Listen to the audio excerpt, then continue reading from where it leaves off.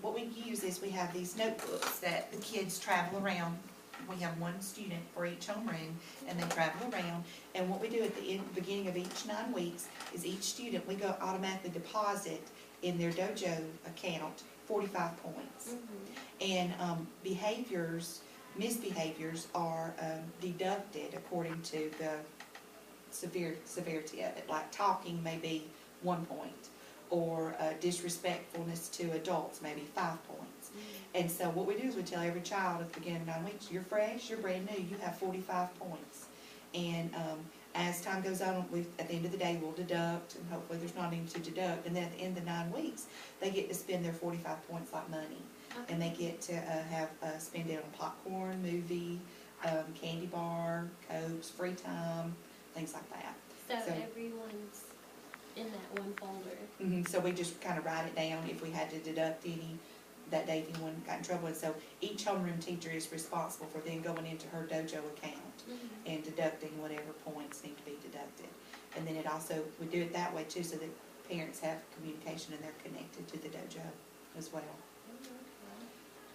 Y'all do it a lot different than the smaller gyms. Yes, they add points to them a lot. So we kind of do it as we kind of started out kind of having a checking account, and then when we went to the technology way, we thought we still wanted them to understand, you know, the deduction according to, you know, and be able to keep up with how many points, and then having the reward system of getting to spend their points, so we went in it that way.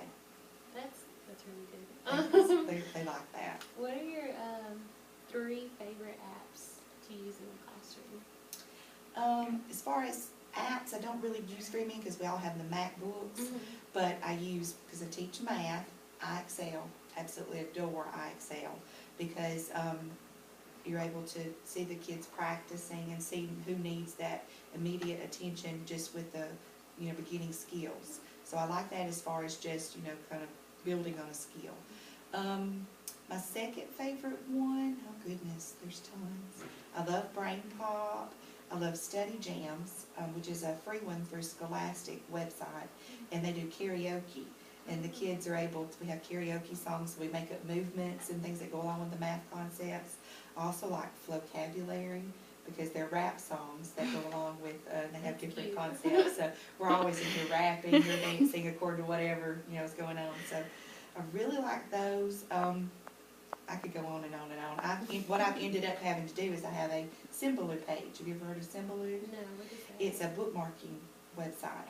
And what it does, you make it your home screen, and you have, I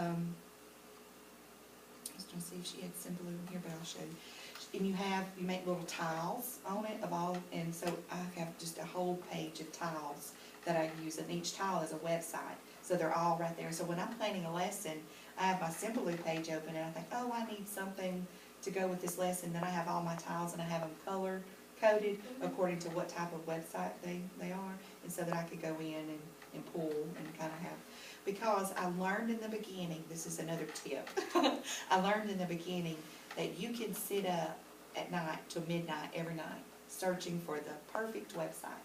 You can drive yourself crazy searching for the perfect website.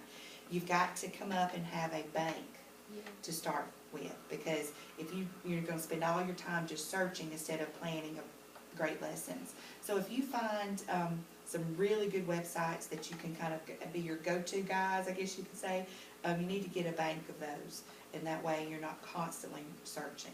So these are just like a few of the websites that you really like going to? Yes, that I have found to be the most useful and most helpful. Okay, and how do you use technology to differentiate instruction?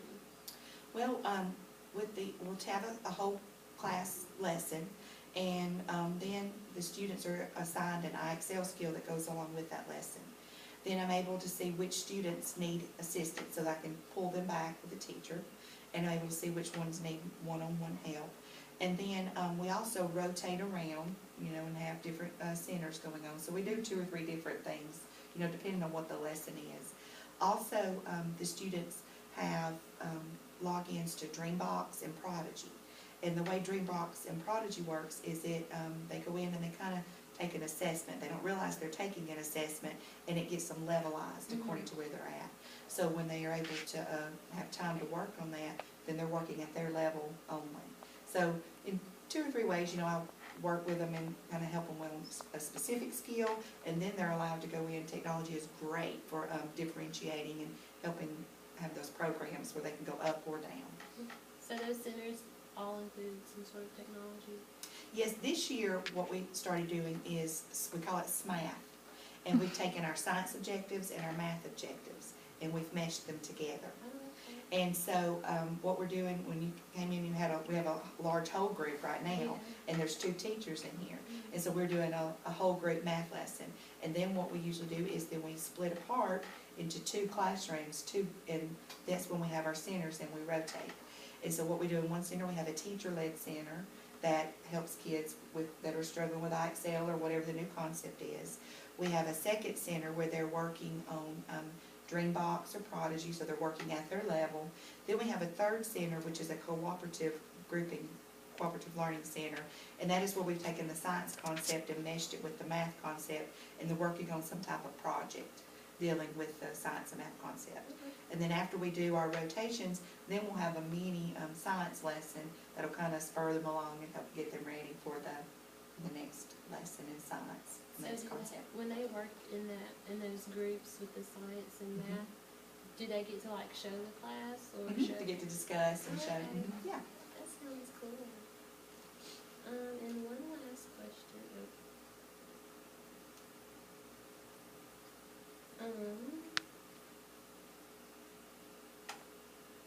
How do you see technology changing education? I see, I have a mixed feelings about it, because it's kind of like with the phonics and the whole language debate, I'm sure you've heard about a lot in your classes at JSU. There was a long debate and the pendulum would swing between being, language being only taught whole language, and then they'd go back and say, okay, let's only do phonics. And then when ARI came along, they said, okay, research shows we've got to be a balanced approach, we've got to be in the middle. So I think right now we're seeing the pendulum really swinging over to technology, is being heavily saturated. And I really look forward and I hope that the pendulum comes back in the middle, where we have a balanced approach, because not all kids do great with technology. Yes, they need to know how to use it, yes, they need to know how to incorporate it, and it helps, and it's great with differentiation, but it does not need to be so heavily saturated, it needs to be in the middle. And I think that's where there's been a lot of issues where, in that pendulum, where they're being instructed by a computer, they're being tested by a computer, they're practicing on a computer.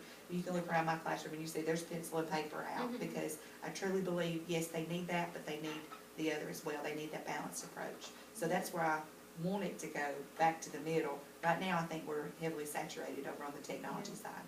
And to me, sometimes I feel like some students can learn better with pencil. Yes, some students, they get tired of looking at a screen. I get tired of looking at a screen.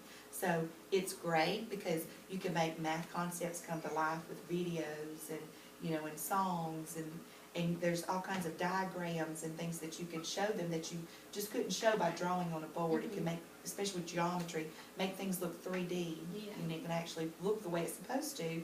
And so it helps with those kids that are still in that concrete stage so they can see it. But I really think they still need to be able to get that pencil and that paper and use those writing skills and those kinds of things as well. Okay, well, I thank you for Yes, anytime. answering